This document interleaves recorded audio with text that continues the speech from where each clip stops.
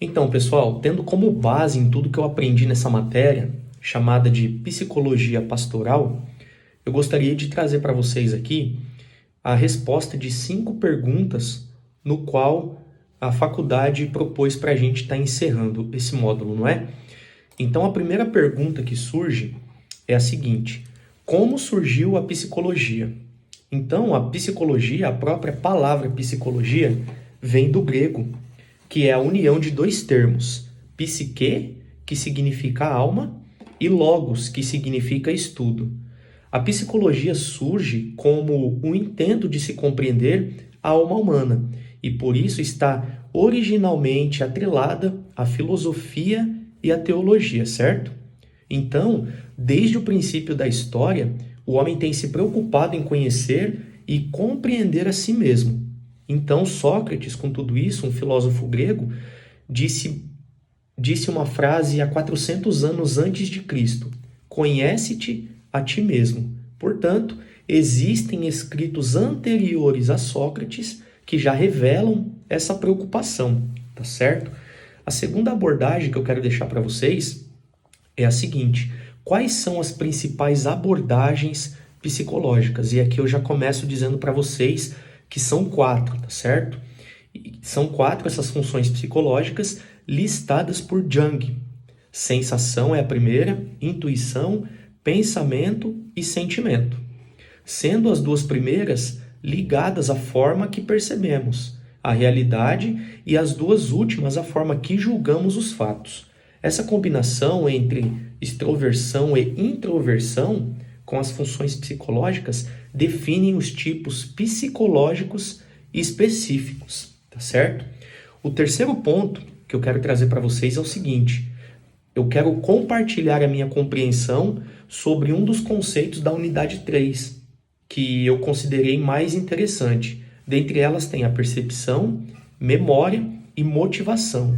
Dessas 3, eu vou falar para vocês agora a que eu julguei ser aí uma das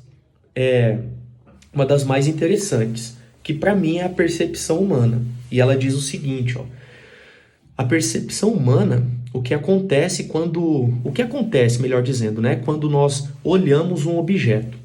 As ondas luminosas e as partículas de luz, os fótons, refletidas pelo objeto, chegam aos nossos olhos e estimulam os terminais do nervo óptico, transmitindo em seguida esse estímulo para o cérebro.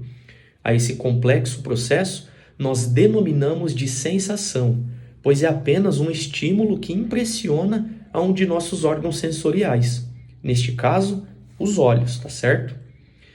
Por esse estímulo viaja a uma velocidade incrível pelas transmissões do nervo óptico. E quando o cérebro capta o objeto e o decodifica, temos então uma percepção. Desta forma, concluímos que a percepção é uma atividade mais elevada da mente, que envolve o processamento dos dados percebidos do meio antes de assimilá-los. O termo percepção, portanto, aplica-se à maneira como se chega a conhecer a realidade física e a forma como se experimenta o mundo dos objetos e acontecimentos. Com isso, pessoal, a percepção, na minha compreensão, é a mais interessante, pois através dela podemos ter uma compreensão melhor das coisas ao nosso redor, tá certo? A quarta abordagem que eu faço aqui, respondendo à pergunta também deste módulo, é sobre a compreensão sobre a abordagem sistêmica. E ela diz assim: o modelo sistêmico representa um novo paradigma no desenvolvimento das ciências.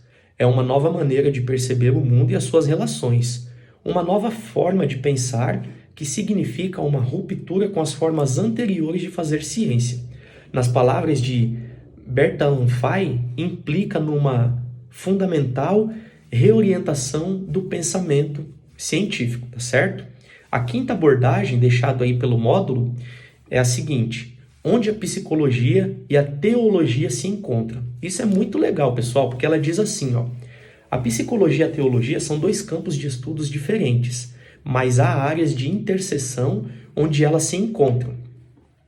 Uma área onde elas se cruzam é no estudo da saúde mental e emocional das pessoas.